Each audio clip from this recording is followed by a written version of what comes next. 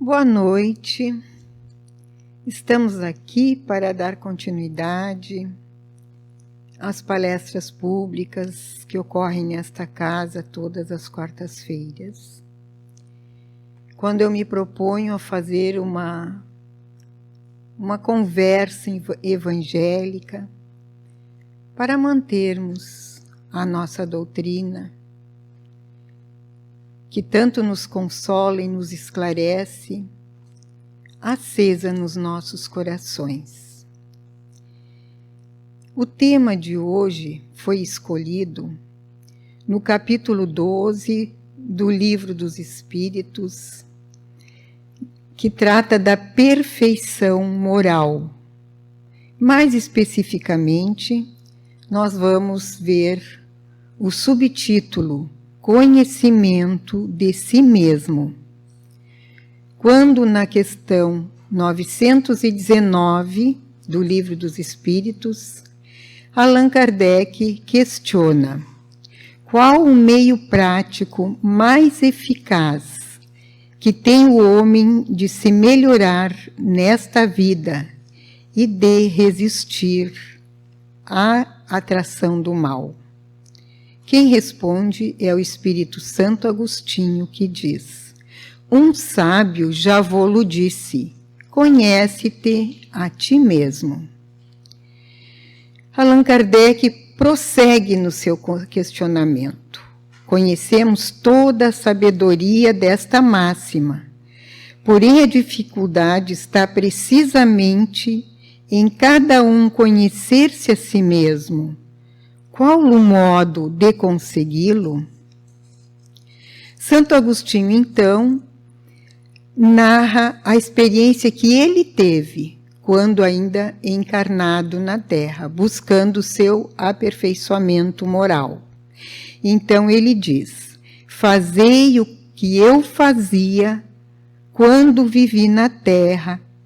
Ao fim do dia, interrogava a minha consciência, passava a revista ao que fizera e perguntava a mim mesmo se não faltar algum dever, se ninguém tivera motivo para de mim se queixar. Foi assim que cheguei a me conhecer e a ver o que em mim precisava de reforma. A questão dele interrogar a consciência. Nós temos a explicação na questão 621, quando Allan Kardec pergunta: onde está escrita a lei de Deus? Uma resposta concisa, direta, objetiva. Os espíritos dizem: na consciência. E Joana de Ângeles nos diz o seguinte: as leis de Deus encontram-se registradas na consciência humana para que saibamos como agir, por que agir e para que agir, sempre da melhor maneira para todos. É na consciência que encontramos respostas para o nosso bem proceder.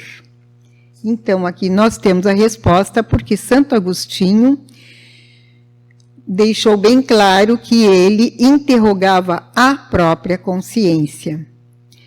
E quando ele fazia este questionamento, ele passava em revista ao que fizera ao longo do dia. A mim mesmo, diz ele. Então, aquele momento de introspecção, de silêncio íntimo, quando nós nos desvestimos de todas as preocupações do dia, das questões externas. Assim ele fazia. Então ele perguntava se não faltara algum dever, se ninguém tivera motivo para dele se queixar. Este complemento aqui do dever é muito importante, porque o dever é exatamente o compromisso moral que nós temos com o nosso próximo. Por isso que ele diz: eu questionava se não faltara algum dever, ou seja, se ninguém tiver motivo para de mim se queixar. E com relação a dever, nós temos um texto no Evangelho segundo o Espiritismo, escrito pelo Espírito Lázaro. Ele diz o seguinte: o dever é a obrigação moral da criatura para consigo mesma e em seguida para com os outros. O dever principia para cada um de vós exatamente no ponto em que ameaçais a felicidade ou a tranquilidade do vosso próximo. Acaba no limite que não desejais ninguém transponha com relação a vós. O homem que cumpre o seu dever ama a Deus mais do que as criaturas e ama as criaturas mais do que a si mesmo, o que corresponde à lei áurea que Jesus nos trouxe. Ama a Deus sobre todas as coisas e ao próximo como a si mesmo. Então nós temos um comprometimento moral com a consciência divina, com o próximo e com a nossa própria consciência. E esse texto aqui é muito bonito, de Lázaro. Tem uma frase que eu me encanto. Ele diz: o dever é o laurel da razão, ou seja, é o adorno da razão. A razão por si só, ela não tem conteúdo, ela tem que ser direcionada. Então, o dever, ele embeleza a razão, porque ele dá este conteúdo de respeito ao próximo. É o que diz a lei de justiça, amor e caridade. O nosso dever, conforme Lázaro disse, inicia no momento que nós temos que respeitar a felicidade e a paz do outro.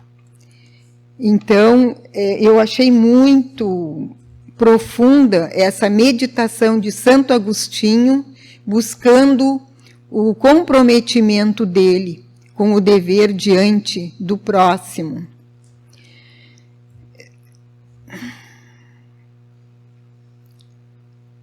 E depois achei importante também no que ele diz, ele dá continuidade. Foi assim que cheguei a me conhecer e a ver o que em mim precisava de reforma. Com esse diálogo íntimo dele, ele se autoconheceu. Mas aqui fica bem claro, pelo que ele diz, que não é suficiente o autoconhecimento. O que nós vamos fazer deste autoconhecimento? Programar a reforma, ver o que precisa de aperfeiçoamento em toda esta conduta que ele descobriu, em todo este gerenciamento da sua estrutura moral. Então, entra aqui a questão da reforma, que nos levará ao progresso individual. Então, aqui ficou claro que Santo Agostinho, quando fazia essa busca interior, ele tinha um objetivo, né? A sua reforma para melhorar a sua individualidade. Então, ele diz, agora, aqui ele passou a experiência dele. E aqui, agora, ele sugere às demais pessoas como deveriam, como poderiam fazer. Ok? Agora ele é um mestre. É o pai, é o mestre, é o conselheiro, com toda a autoridade moral de espírito superior que ele é. Então ele diz: aquele que todas as noites evocasse todas as ações que praticara durante o dia, e inquirisse, questionasse de si mesmo o bem ou o mal que houvera feito, rogando a Deus e ao seu anjo guardião que o esclarecessem, grande força adquiriria para se aperfeiçoar, porque, crede-me, Deus o assistiria. este texto aqui também é muito significativo. Então, ele nos sugere a repetirmos o que ele fazia, a todas as noites, evocar o seu dia a dia, o que foi feito. Ele já tinha falado nisso aí, como que era a experiência dele, ele volta a sugerir, né? O questionamento íntimo. Só que aqui ele acrescenta que nós roguemos a Deus e ao nosso anjo guardião, que nos esclareçam. Por que isso? Nós não temos ainda uma maturidade espiritual suficiente, independente, para nos voltarmos para a nossa consciência. A nossa consciência ainda não é desperta, a ponto de termos o discernimento das leis de Deus. Então ele sugere, rogando a Deus e ao seu anjo guardião, ou ao nosso espírito mentor, como nós usamos na doutrina espírita, que nos esclarecessem.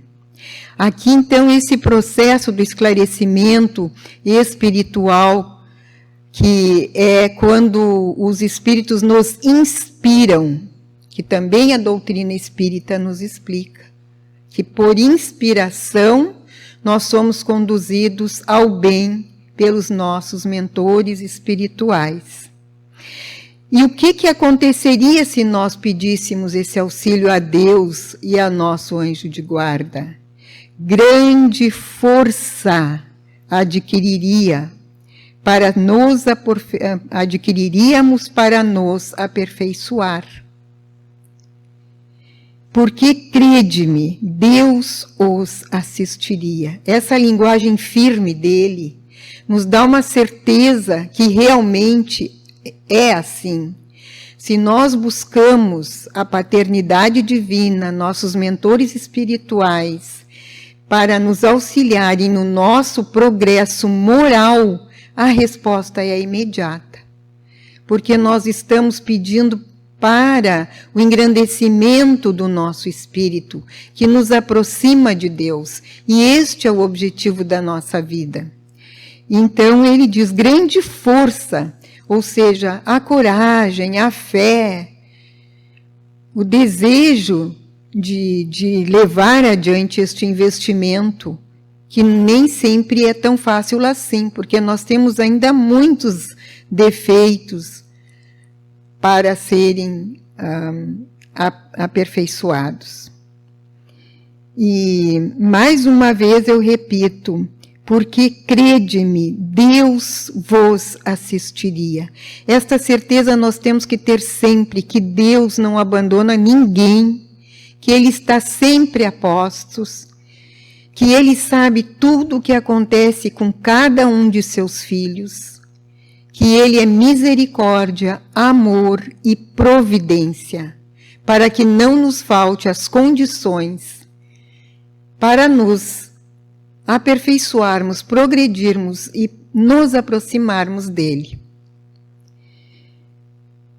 Então, essa questão aqui também é bastante importante, porque às vezes a gente faz uma prece e pede, meu Pai, meu Deus, me ampara, me auxilia.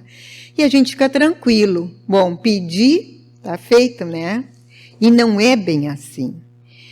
Deus nos assiste, nos dá as condições, nos providencia para as nossas necessidades, mas nós temos a nossa tarefa. Não é só pedir e pedir perdão. Nós temos dois atributos do nosso espírito muito importantes nesta caminhada, que é a nossa capacidade de esforço e a nossa vontade, que nós devemos aliar para prosseguirmos nesta trajetória de edificação do nosso espírito, porque nós estamos aqui para, a cada encarnação, ir fortalecendo o nosso espírito nos nossos valores morais. Até quando nós alcançarmos a perfeição, que no nosso caso ainda é bastante longínquo. Mas não nos desanimemos, que depende do esforço que cada um faça. Então, Santo Agostinho continuava: dirigi, pois, a vós mesmos perguntas, interrogai-vos sobre o que tendes feito e com que objetivo procedeste em tal ou qual circunstância, sobre se fizeste alguma coisa que, feita por outrem, censuraríeis, sobre se obrastes alguma ação que não ousaríeis confessar. Perguntai ainda mais, se aprouve a Deus chamar-me neste momento, teria que temer o olhar de alguém ou entrar de novo no mundo dos espíritos, onde nada pode ser ocultado? Aqui eu fiz um errinho. Teria que temer o olhar de alguém ao entrar, errinho de português, ao entrar de novo no mundo dos espíritos, onde nada pode ser ocultado. Então, este é o desafio nosso, fazer este questionamento íntimo, nos perguntarmos, interrogarmos-nos, porque muitas vezes nós não temos coragem de nos autoconhecermos, porque a verdade dói, e a gente vai encontrar defeitos, vícios, né? Imperfeições. Mas ele nos sugere que então a gente faça esse questionamento com esse objetivo, de vermos se em alguma circunstância nós fizemos alguma coisa que prejudicasse o outro, que era a questão do respeito, né, que nós falamos antes, do dever, entra aqui para nós também. Não prejudicar ninguém, é o nosso dever perante o nosso próximo. Então, nós fazermos este questionamento. Procurarmos ver se alguém nos censuraria, se a gente tivesse feito alguma ação que nós não nos dessemos conta que não era correta, mas se alguém nos censurar, que a gente faça então esta avaliação. Ninguém vai censurar por nenhum motivo, né? E também se a gente faça uma outra avaliação, se eu tenho dentro de mim algo que me envergonha, que me gera um certo desconforto e que eu não tenho coragem de expor para o público, ou para um irmão, um amigo ou a família, é algo que não está correto. Porque a nossa consciência está sempre desperta, sempre atenta. Se eu faço alguma coisa que não está dentro da proposta moral adequada às leis de Deus, aos ensinamentos de Jesus, a nossa consciência vai nos denunciar, vai nos acusar. Então é quando a gente cria esse desconforto íntimo e se ressente. Eu não posso deixar que fulana saiba. Então, não estamos de acordo com o dever moral. Porque quando nós estamos de acordo, a nossa consciência nos aplaude e nós sentimos paz. Então, por isso que Santo Agostinho diz, verifique se tu tiveres alguma vergonha, algum ressentimento de expor ao que tu tens dentro de ti, vai analisar a tua consciência e tentar refazer. Pergunta ainda mais, ele diz, se aprovesse a Deus chamar-te neste momento. Como é que está o horário ali? Tá bom? Se aprovesse a Deus chamar-me neste momento, teria que temer o olhar de alguém. Aí ele explica que quando nós desencarnamos, nos desvestimos deste corpo físico, porque o nosso corpo mascara muitas situações. É o que Jesus dizia: vós sois vasos caiados por fora e cheios de sujidades por dentro. Então, quando nós estamos no corpo físico, nós conseguimos colocar uma máscara, um verniz social e representar o que nós não somos. Mas o momento que nós desencarnamos, a nossa consciência é límpida. Nós não conseguimos esconder nada. Então, Santo Agostinho diz: tu estaria preparado para este momento? Tu terias condições de enfrentar o olhar de outra pessoa quando não estiveres revestido pelo corpo físico?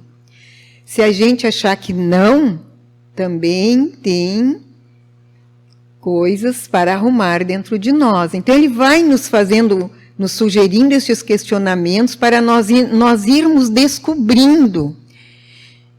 E é claro que estas descobertas não devem nos gerar ansiedade, medo, tormento, fuga psicológica, depressão, não. Por isso que ele sugeriu que nós buscássemos o auxílio de Deus e do anjo de guarda, para nos encorajarmos, nos fortalecermos. Senão o ser humano é muito frágil e parte para as fugas psicológicas. É muito delicada este momento. Então, ele nos sugeriu estarmos ao lado de Deus, dos nossos mentores nestas horas, para nos fortalecermos.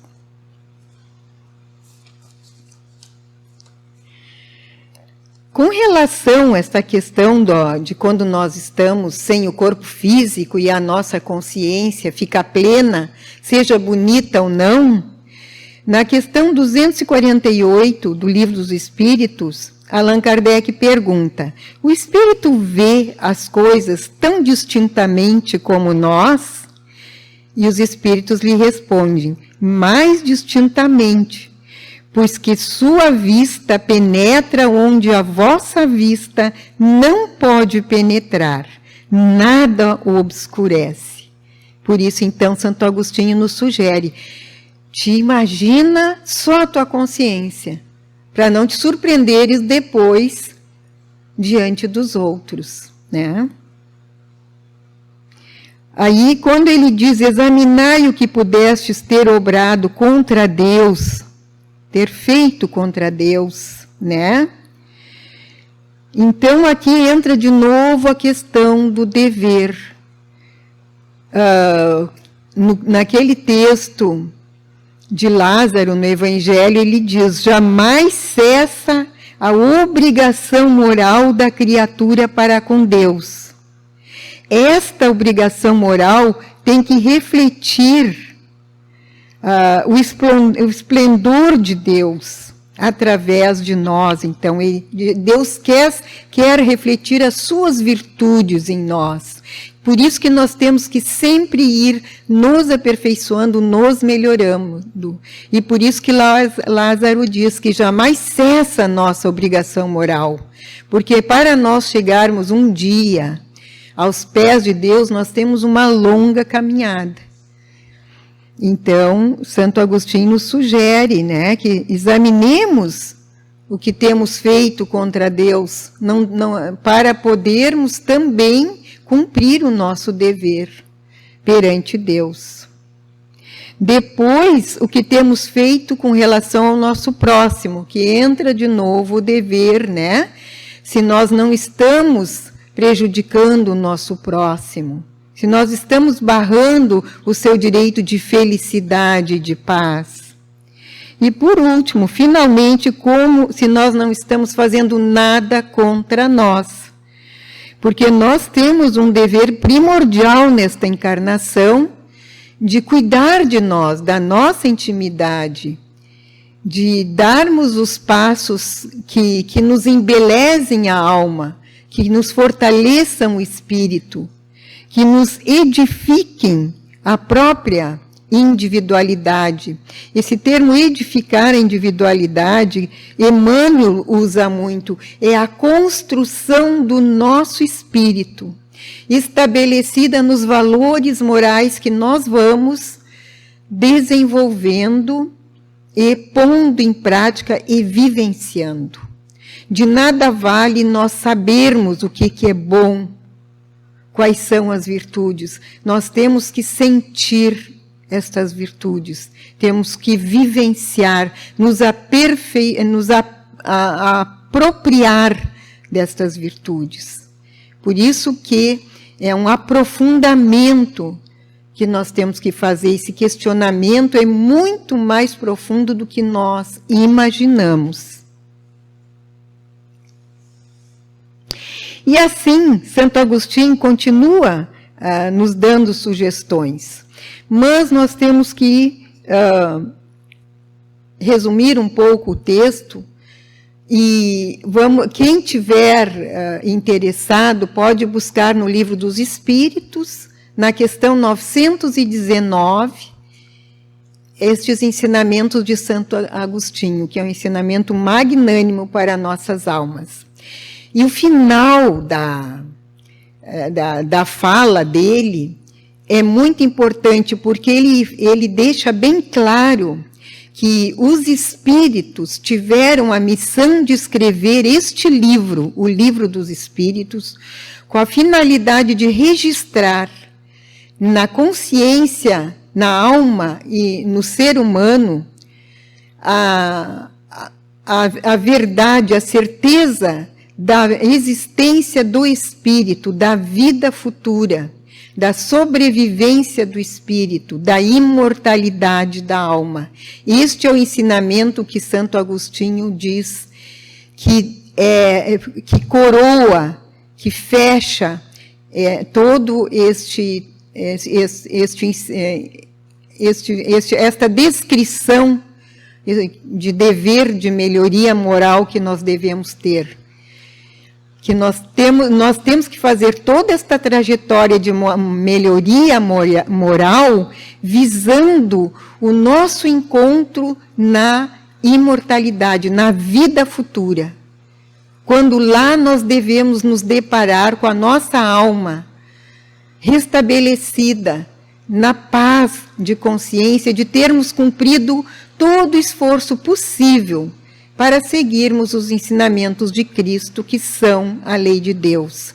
E ele diz mais: todos vós, no caso nós espíritas que estudamos esses ensinamentos, temos o dever de levar este conhecimento para todas as criaturas, como consolação e esperança, que ninguém morre, todos continuamos vivendo. Principalmente nessa época agora, tão dura, tão difícil, de tantas inseguranças, neste período de pandemia, que nós não sabemos, estamos aqui hoje, podemos amanhã não estarmos mais. E quantas famílias chorando a dor da saudade de parentes que já partiram.